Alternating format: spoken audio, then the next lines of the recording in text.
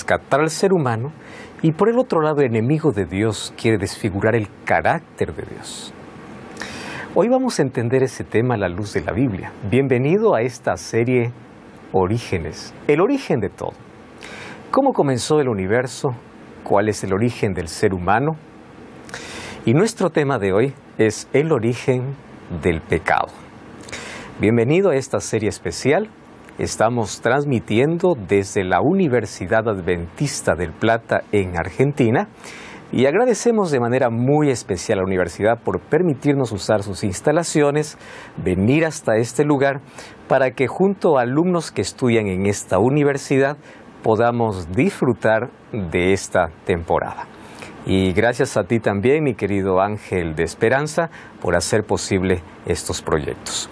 En mis manos yo tengo el curso bíblico, El origen de todo, donde 8 lecciones traen con base científica y bíblica para poder comprender cuál es el origen de todas las cosas. Así que puedes solicitar este material a nuestro WhatsApp, que es el +5512 9810 1460, o también puedes ingresar a nuestro sitio web estudielabiblia.com. Allí vas a encontrar este y una diversidad de materiales que sin duda van a enriquecer en gran manera tu fe, tu base va a ser cada vez más sólida y tu confianza más extrema en Dios. Que Dios te bendiga en gran manera. Gracias por permitirnos ingresar hasta tu casa. Gracias porque estás siempre acompañando este programa. Y vamos entonces a nuestro estudio de hoy. Mis amigos, bienvenidos a un nuevo tema, a un nuevo episodio. Es nuestra tercera lección de esta serie. Y hoy nuestro tema es el origen del mal. Considero que para todo creyente, explicar el mal es una de las cuestiones más difíciles de la vida. Primero, porque nadie es inmune al dolor. Sufre el creyente y el incrédulo, el ateo y el que tiene fe. El sufrimiento es algo que nos une a todos, rico y pobre, joven y anciano, aquel que tiene poder y aquel que no tiene.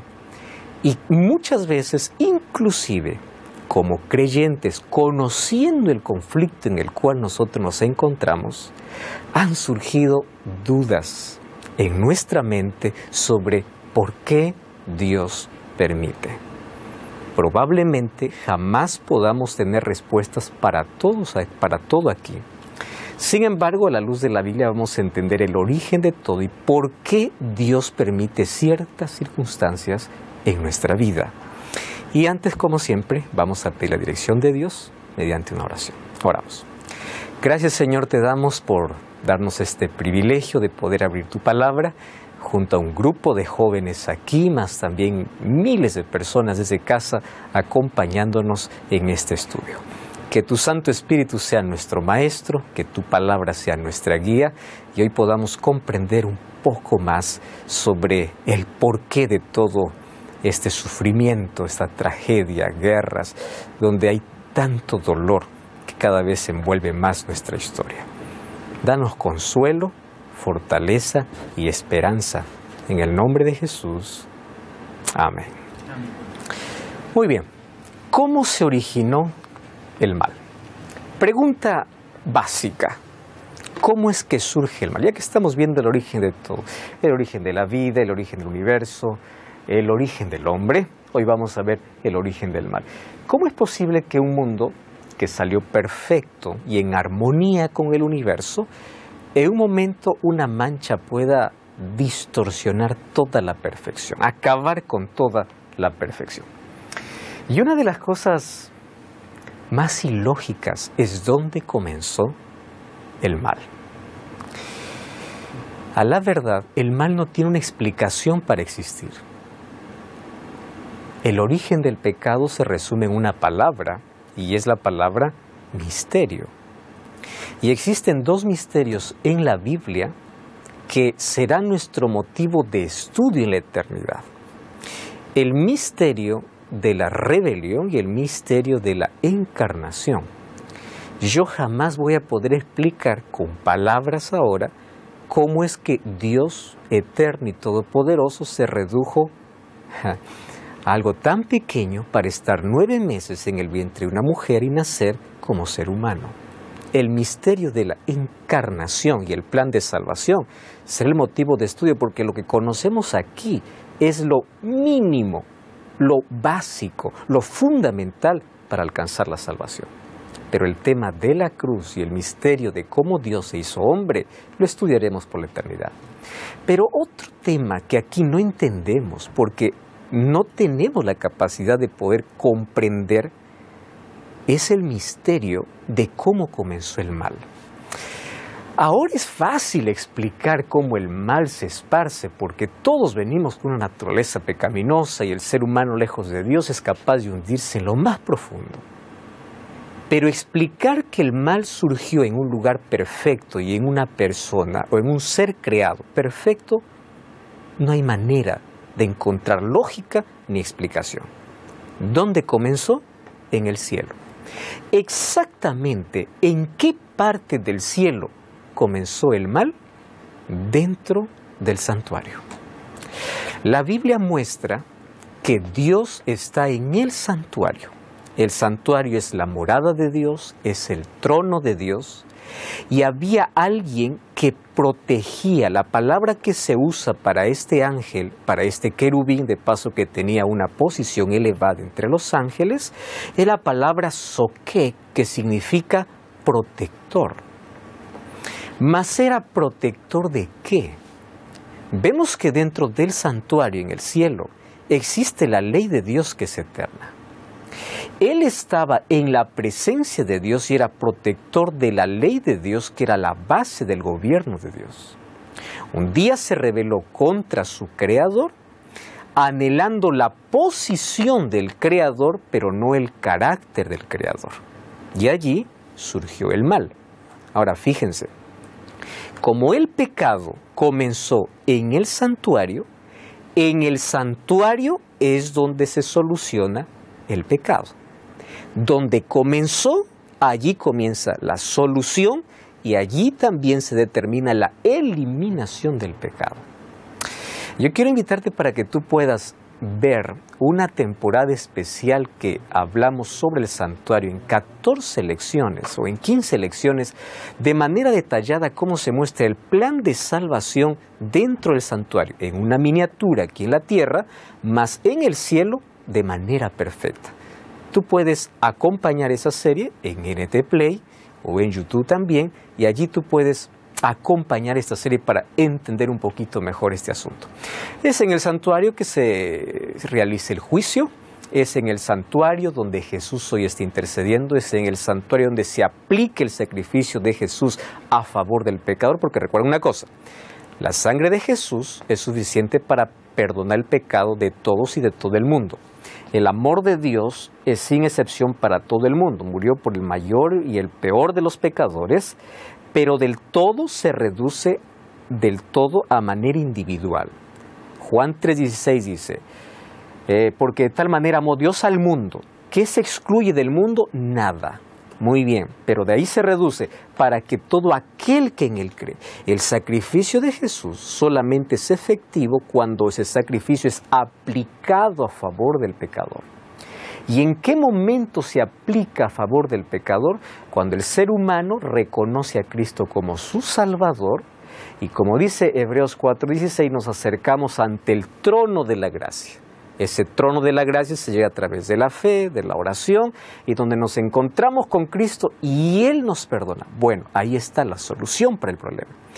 Pero ¿dónde comenzó? Justamente allí donde hoy se está solucionando ese problema. Solo que cuando entró el pecado rompió la armonía completa con todo el universo. Recuerdan ustedes en una lección anterior que el universo es infinito y nosotros apenas estamos ubicados en la Vía Láctea. Pero hay cientos, miles y millones de galaxias. Entonces, quiere decir que hay otros seres creados. El pecado vino y quebró la armonía del universo. Ahora veamos cómo es que esto surgió. Comenzó entonces en el cielo, en un ser creado, perfecto y libre. que pervirtió la libertad en libertinaje, una vida sin reglas, que significa una vida independiente de Dios, se rebeló contra el gobierno de Dios, y es interesante cómo el pecado surgió allí. Satanás, no sabemos cómo, manchó su corazón, lo que sabemos es la evidencia de esa mancha, pero no cómo comenzó. Él comenzó a contaminar en el cielo con un espíritu llamado el espíritu de inconformidad o descontentamiento. Y si ustedes van a la Biblia, el ser humano cada vez es más ingrato con lo que recibe de Dios y se queja más por aquello que no tiene que agradecer por aquello que le falta. Y cada vez que nos quejemos más y agradezcamos menos, estamos teniendo el mismo espíritu de Satanás en el cielo. Satanás comenzó a divulgar su descontento sobre el gobierno de Dios y el carácter de Dios sobre los demás ángeles. Y esto fue como una pandemia, donde todos fueron contaminados, pero algunos se resistieron. La tercera parte de ángeles se contaminó.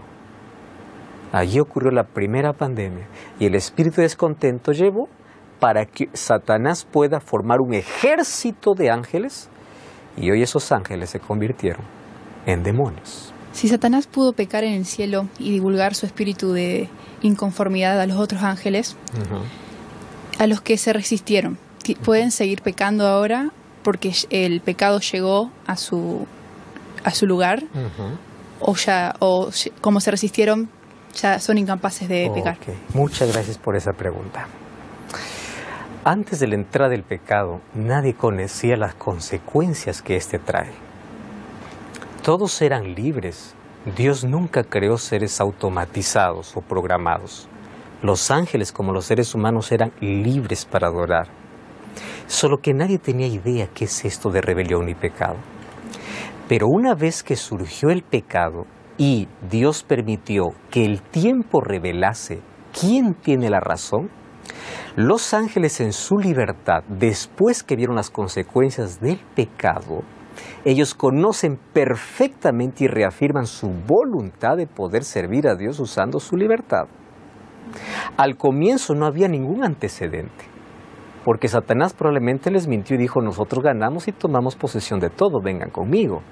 Pero una vez que el pecado se reveló completamente, como hoy, por eso el libro de Nahum dice que el pecado no se levantará por segunda vez, porque hay un antecedente diciendo: mira el peligro que este trae.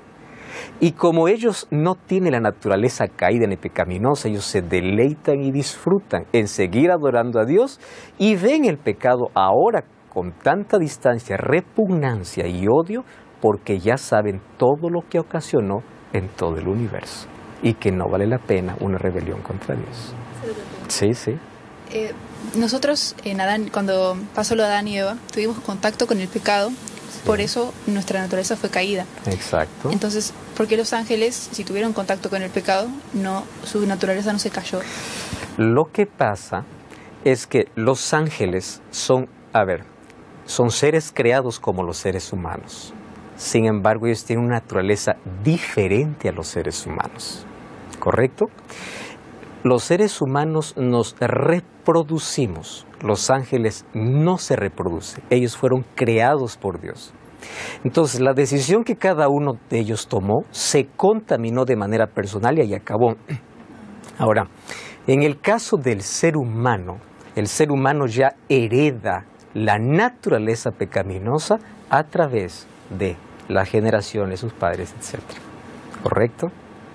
Tengo aquí otra pregunta. Joel. Sí, mencionaste la existencia de ángeles y Sí. obviamente los seres humanos. Cuando hablas de otras creaciones, ¿solo se limita a los ángeles y a los seres humanos o hay una suerte de otros seres extraterrestres, por llamarlos así? Y sí, llamaríamos extraterrestres todo lo que no pertenece en este mundo en sí, pero no como la idea popular se dice de ovnis y tanta cosa. Pero claro, mira, en la Biblia nosotros encontramos que un momento hubo un concilio en el cielo, donde vinieron representantes de otros mundos. El libro de Job capítulo 1 dice que es allí donde Satanás entró como el representante, digamos, de esta tierra, y Dios le pregunta: ¿de dónde vienes? La respuesta fue de rodear la tierra y andar por ella. Para nosotros no tiene mucho sentido esa expresión, pero esa era la expresión que utilizaban aquellos reyes que conquistaban una tierra. Yo vengo de rodear lo que conquisté, lo que es mío, lo que me pertenece. Y Dios dice: no, no te pertenece, porque hay alguien al cual yo te voy a demostrar que tú no tienes dominio sobre él. Y ahí comienza toda la historia de Job. Eso me da la idea completa, y ahora, afirmando con lo que ya vienen otros libros inspirados que conocemos, tenemos ahora la idea, el panorama completo de que existen otros mundos y otros seres creados. A diferencia del ser humano, como dice Génesis 1:26, que este fue creado a imagen y semejanza de Dios. ¿Cómo son esos otros seres? Pues eso es lo que queremos y anhelamos conocer entre las sorpresas que tendremos cuando lleguemos al cielo. Sí, tenemos aquí otra pregunta. Satanás fue echado del cielo. Sí. ¿Cómo puede ser que en el concilio pudo entrar de nuevo, aunque era representante de la tierra? Sí. Es interesante que en el libro de Apocalipsis yo encuentro la expulsión definitiva de Satanás. O sea, Satanás todavía, después de su rebelión, él tuvo muchas oportunidades para poder... esto se llama la gracia que él recibió, en el sentido de la oportunidad que recibió para retractarse de.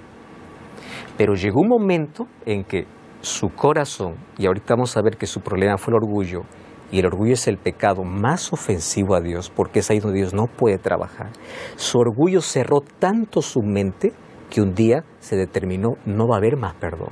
Mientras tanto, Satanás todavía tenía ingreso hasta que Jesús murió en la cruz. Cuando Jesucristo muere en la cruz, Él es expulsado completamente, derrotado totalmente, y Él sabe que a partir de allí no existe más solución. Y a partir de allí Apocalipsis se dice: ¡ay de los moradores de la tierra y el mar! Porque ahora sí descendió con grande ira, sabiendo que cada día que pasa menos tiempo tiene. ¿Correcto? Muy bien. Surgió entonces el pecado como un misterio en un querubín protector, ¿no? Vamos al libro de Isaías. Interesante la manera como narra la caída usando dos figuras metafóricas. Isaías capítulo 14, versículo 12 hasta el versículo 14. Isaías capítulo 14, versículo 12. Dice así: Lucero, hijo de la mañana, ¿cómo caíste del cielo? Fuiste echado por tierra, tú que abatías a las naciones. Y el versículo 13, tú que decías en tu corazón: subiré al cielo, en lo alto por encima de las estrellas de Dios, levantaré mi trono, en el monte de la reunión al lado norte me sentaré, sobre las alturas subiré y seré semejante al Altísimo. Este en sí es una profecía que va contra el rey de Babilonia, pero por el contexto vemos que el rey de Babilonia nunca estuvo en el cielo, así que el rey de Babilonia es apenas una figura, una metáfora para hablar acerca de la caída de Lucifer. Aunque, comparando con el rey de Babilonia, también fue la soberbia que lo llevó un día a levantarse en contra de Dios, pero gracias a Dios que su historia terminó diferente, porque él sí terminó arrepentido cuando hablamos de Nabucodonosor. El libro de Ezequiel también hay una profecía contra el rey de Tiro, donde también se usa el nombre del rey para poder hablar sobre cómo surgió la rebelión en el cielo. Ezequiel capítulo 28, versículo 12. Ezequiel capítulo 28, versículo 12. Hijo de Adán, entona lamentaciones, oh el rey de Tiro, y dile: así dice el Señor, tú eras el modelo de la perfección, lleno de sabiduría, acabado en hermosura. En el Edén, en el huerto de Dios estuviste, toda piedra preciosa te adornaba: rubí, topacio, esmeralda, crisólito, nice, jaspe, zafiro, turquesa y berilo. De oro eran tus engastes y adornos, preparados desde el día en que fuiste creado. Fuiste ungido querubín grande, protector, te puse en el monte de Dios, ahí estabas, en medio de las piedras de fuego andabas, perfecto eras en todos tus caminos, desde el día que fuiste creado hasta que se halló en ti maldad. Y lean el versículo 17. El 17 dice: ¿cuál fue su problema? Se enalteció tu corazón a causa de tu hermosura y corrompiste tu sabiduría a causa de tu esplendor. Te arrojé por tierra para que todos los reyes te vean. Satanás, por supuesto, que no es como se lo dibuja hoy. Como es el diablo, la mente de todo dibujante, ¿no? Cuernos, uñas largas, una cola. Y Satanás se deleita cuando lo dibujamos así. Porque él dice, genial, ese no soy yo. Él es hermoso. Y a pesar de su caída y expulsión del cielo, él no perdió dos cosas, su poder y su hermosura. No lo perdió.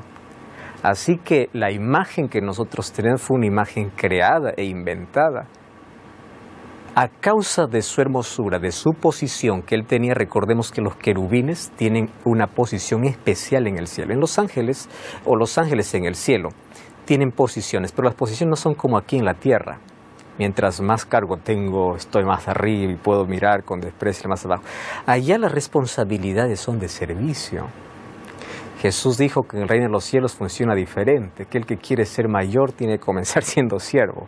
Entonces, los querubines son aquellos que están constantemente, día y noche, en la presencia de Dios. Disfrutan de la presencia de Dios. Un querubín, alguien que tenía una posición elevadísima. Su problema, se enalteció su corazón. Posición privilegiada, lleno de hermosura y sabiduría, querubín protector. ¿Qué cosa surge? Orgullo, envidia y egoísmo. Queridos amigos, los seres humanos hoy nos sorprendemos mucho con pecados que producen escándalo. Por ejemplo, adulterio, asesinato, homicidio, violaciones, en fin. Todos esos pecados obviamente denigran tanto al ser humano y perjudican tanto a otros. Pero le voy a decir una cosa. El pecado que más ofende a Dios es un pecado invisible, que no muestra con acciones de destruir verbalmente o físicamente o acabar la vida del otro. El pecado más ofensivo para Dios se llama orgullo. Y le voy a decir por qué. Un asesino un día puede tener remordimiento, puede tener culpa y un día él puede arrepentirse de su mal.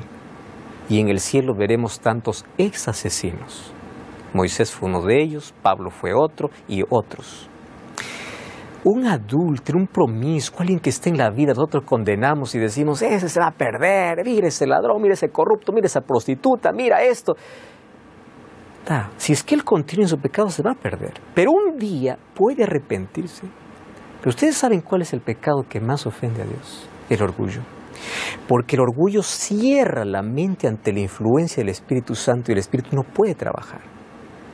Entonces el orgulloso es aquel que se fija tanto en sus virtudes y piensa que no tiene defectos.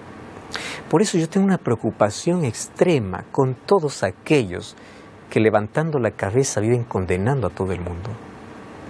Ten mucho cuidado. Satanás tenía tantas virtudes y sus virtudes lo llevó a pensar que él no necesitaba de Dios. Hay tanta gente que se cree tan perfecta que piensa que todo el mundo necesita arrepentirse y él no. Querido, todos necesitamos todos los días arrepentimiento, porque el pecado no se trata de acciones, se trata de motivaciones. Incluso pecado por omisión es saber hacer lo bueno y no hacer, también es pecado. O sea, todos somos pecadores. El momento que tú te levantes para poder decir que todo el mundo está perdido, tú estás diciendo yo estoy mejor. El momento que tú te levantas en lugar de ayudar para condenar, ¿cómo se ayuda a un pecado? Orando por él, acercándose, abrazándolo, lo que Jesús hacía. Es así como se ayuda. Pero el momento que el orgullo comienza a resaltar más tus virtudes y tu santidad te lleva por encima de los demás, te digo en el nombre de Dios, es el pecado que más ofende a Dios y produce más escándalo en el cielo que todos los pecados que tú estás condenando. Es así como comenzó.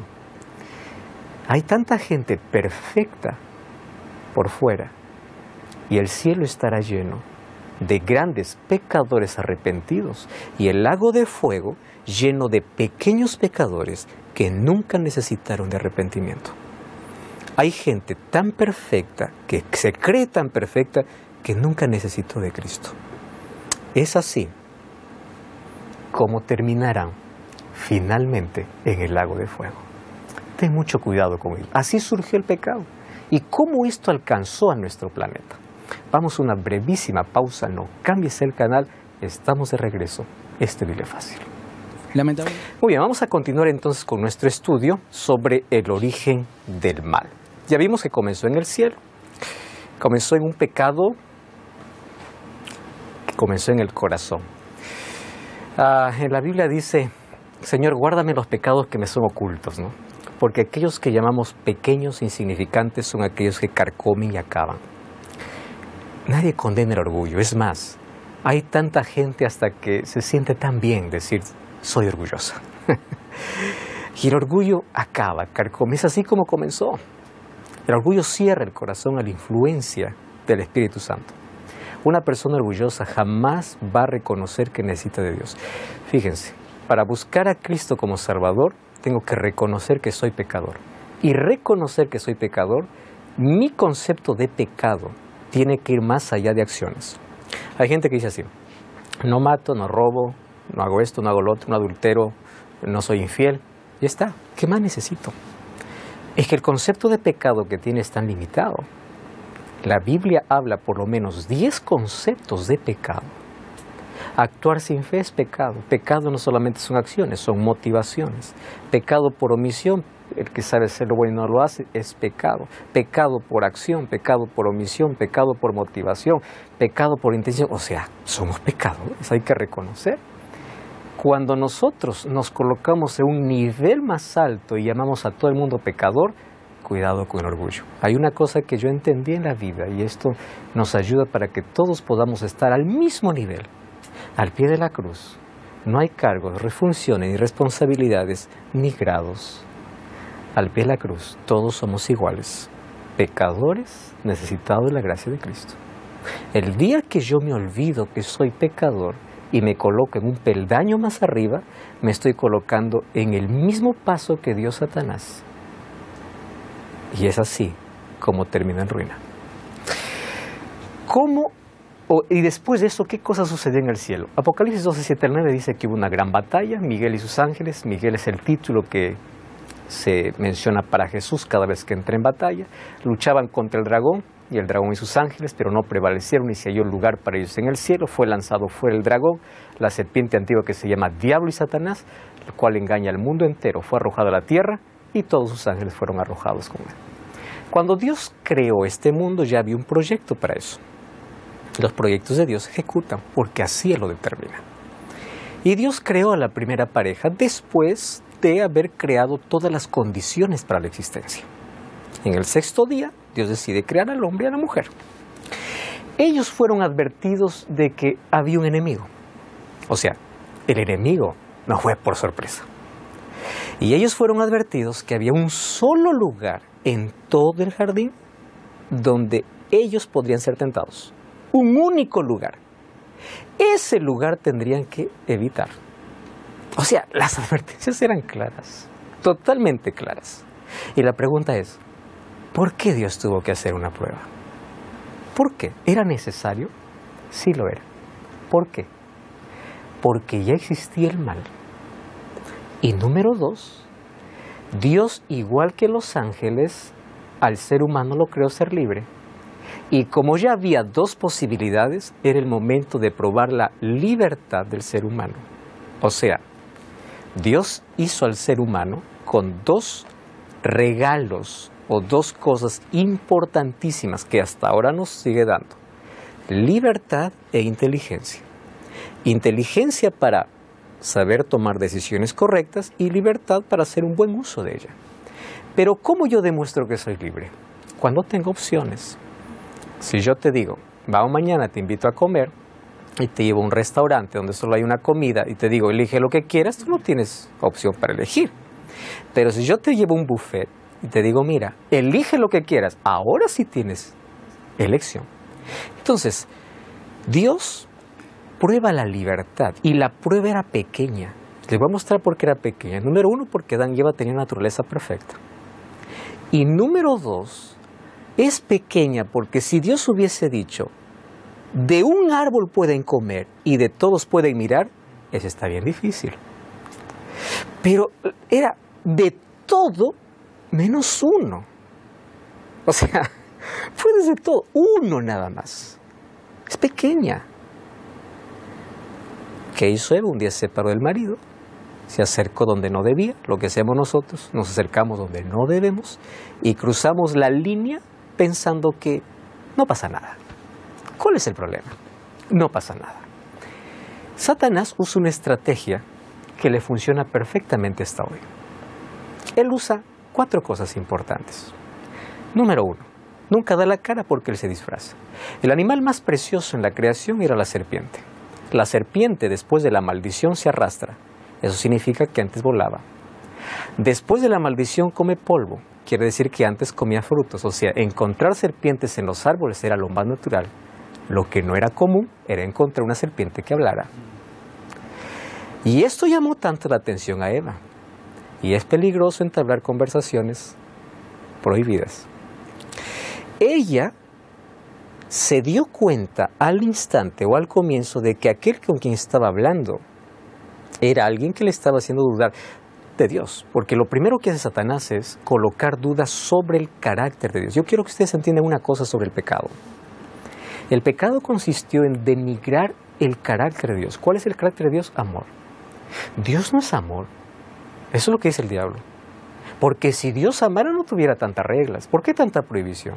Se va Eva y le dice, con que Dios os ha dicho, la manera como menciona, con que Dios os ha dicho que no pueden comer de ningún árbol, hace 2 cosas. ¿Qué hace el diablo? Primero, quiere distorsionar el carácter de Dios. Y segundo, quiere tergiversar la palabra de Dios. Usa la palabra de Dios, pero para tergiversarlo. Eva intenta defenderlo. No, eso no es verdad. Solo de uno. Muy bien, pero yo te voy a mostrar que Dios está equivocado. ¿Qué le está diciendo? Dios no es bueno como parece. Porque si Él fuese bueno, no te prohibiera nada.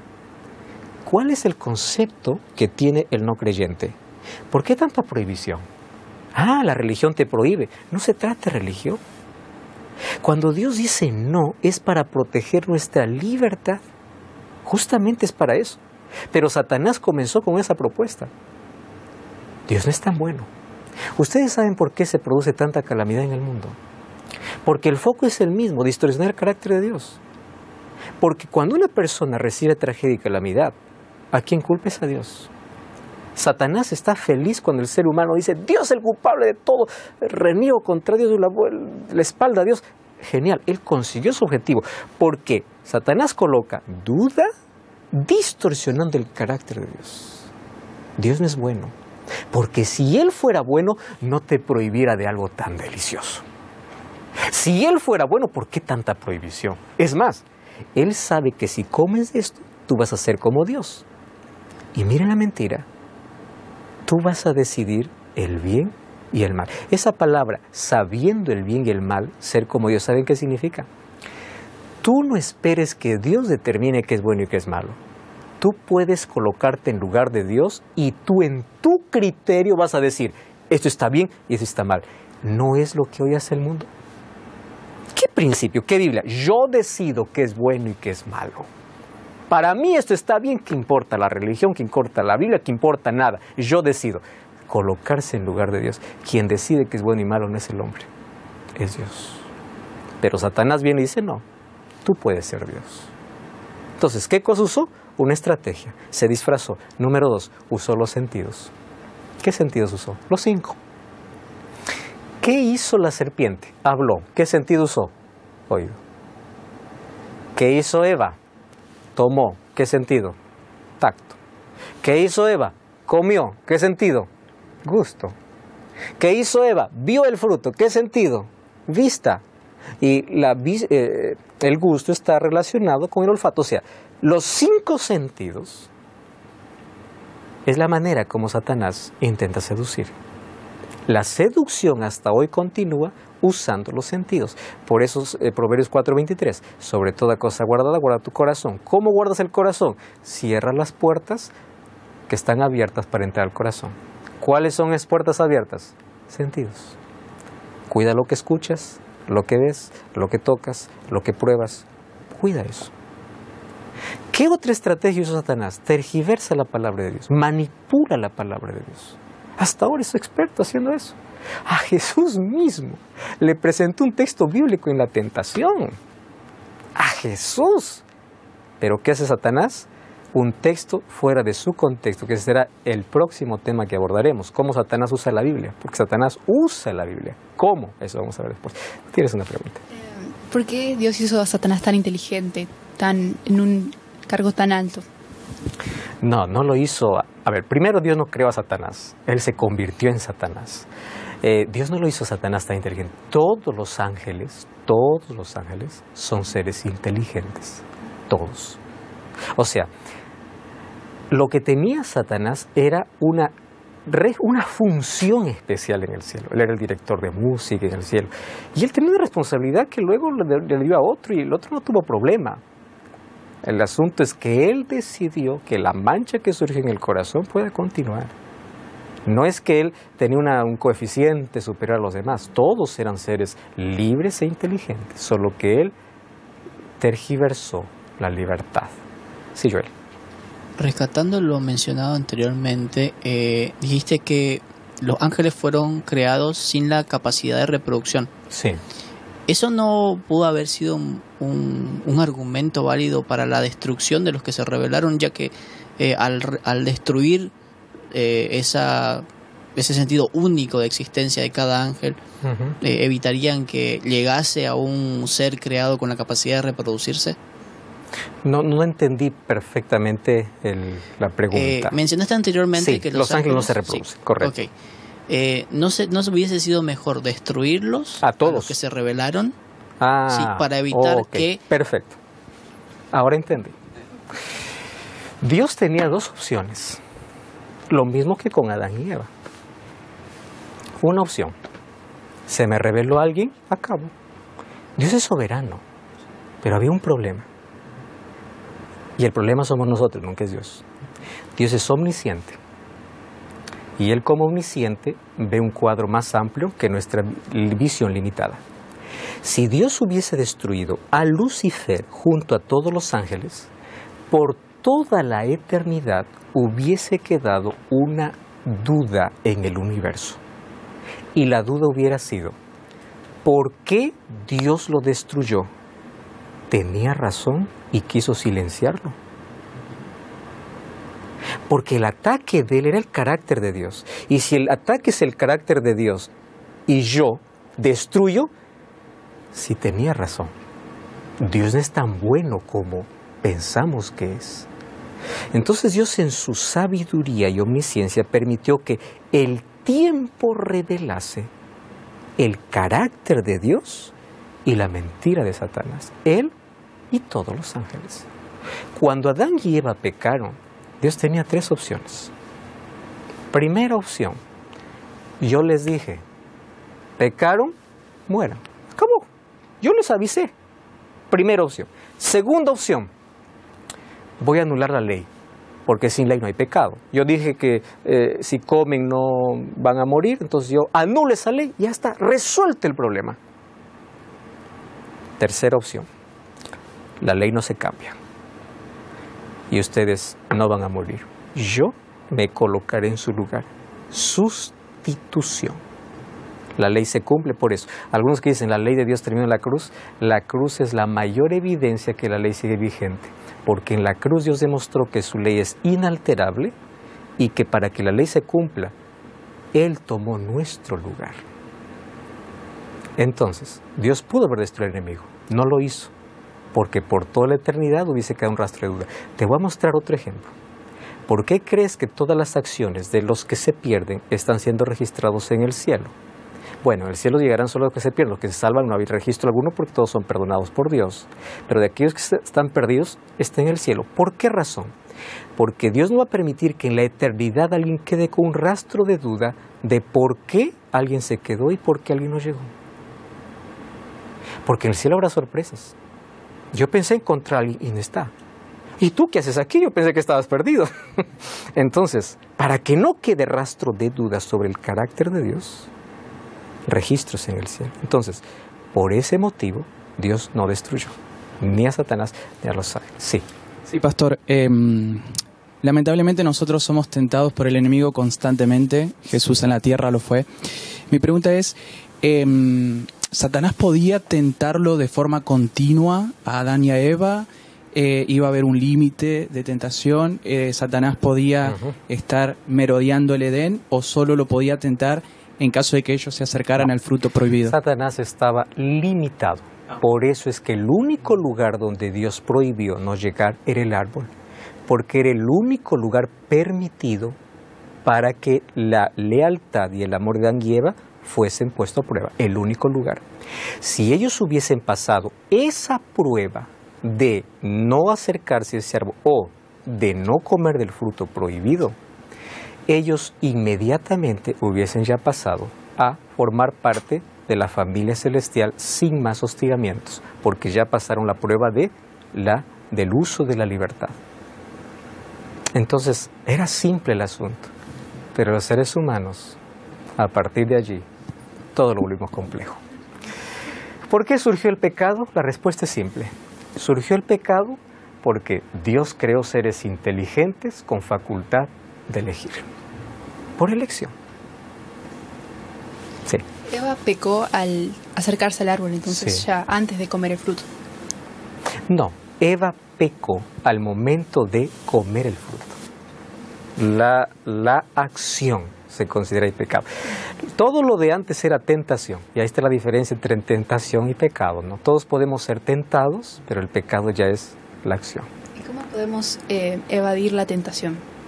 Bueno, podemos resistir únicamente cuando nos aferramos a Dios a través de la oración, y como dice Romanos 8:31, en Cristo somos vencedores, y como Jesús venció a través de la palabra, y como dice 1 Pedro 5, el diablo anda como león rugiente, pero también dice someteos a Dios. La victoria contra el enemigo está solamente cuando nos sometemos a Cristo, nada más.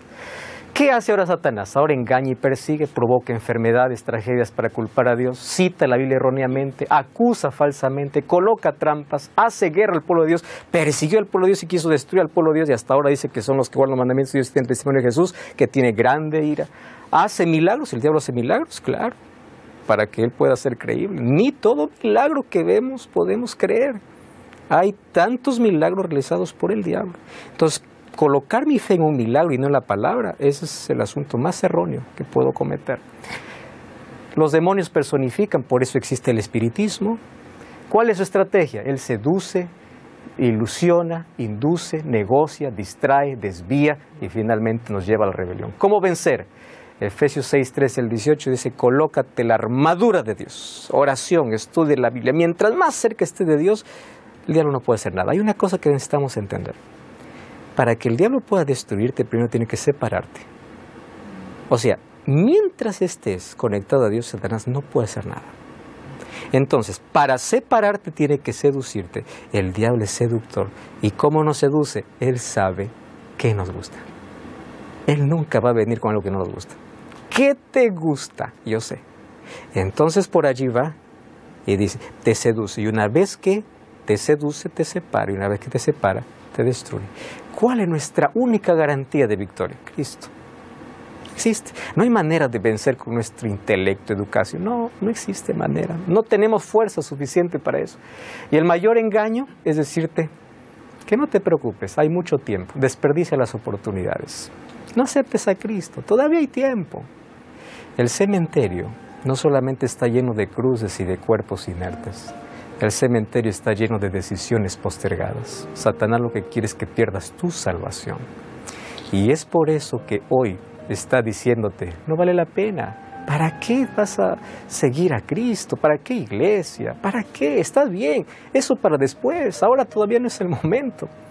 Pero un día Dios ha prometido colocar punto final a esta historia del mal. Y tú y yo tenemos la misma capacidad que tuvieron Adán y Eva, elegir. ¿Qué vas a elegir? ¿Elegirás a Cristo o elegirás tu propio camino? El libro de Malaquías capítulo 4, versículo 1 nos presenta la garantía de que un día el mal tendrá su final. Satanás está vencido y en breve será destruido. En el nombre de Dios, por favor, no unas tu destino a él. El fuego está preparado para el diablo y sus ángeles, no para los seres humanos. Lamentablemente muchos desperdician las oportunidades de salvación que Dios les da y unen su destino al enemigo. Hoy te invito en el nombre de Dios a salir de su ejército y a unirte a Cristo. ¿De qué manera? Allí donde estás, tú puedes decir: Señor, yo te acepto como mi Salvador, reconociendo que soy pecador. Yo quiero formar parte de los redimidos. La vida está marcada por decisiones, no por deseos. Los deseos no cambian nada, las decisiones cambian todo. El libro de Deuteronomio capítulo 30, versículos 19 y 20 dice: a los cielos y a la tierra llamo por testigo hoy. Hoy he puesto delante de ti la vida y la muerte. Y la súplica de Dios es: elige la vida, pero yo no te voy a obligar. El camino está diseñado, pero yo no te voy a obligar a andar. Mis brazos están abiertos, pero no te voy a obligar a correr. Yo ya di mi vida por ti, pero no te voy a obligar a aceptar mi sacrificio. La vida está marcada por decisiones. Y la decisión más importante que hoy puedes tomar es reconocer tu condición y decir: Señor, yo te necesito como Salvador. No mires tu pecado, mira la cruz. Cristo murió con brazos abiertos. No tengas tu corazón cerrado.